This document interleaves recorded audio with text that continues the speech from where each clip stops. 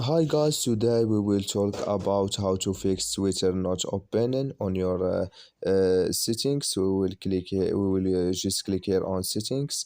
Then we come here to settings window here like you say, and we will go down. Then we click here on apps. Then we come here to apps window, and we will go down here to looking for a Twitter app. We will just go down here and we click here on Twitter. Then we come to app info and we will click here on for stop. Then we click here on OK and we click here on storage. Then we click here on clear cache and we click here on clear data, and you just turn off your phone and turn on it, and it's going to work with you. So that's all now. I wish you I get it. Thank you for your watching. Don't forget to support us by like and subscribe, and see you in next video.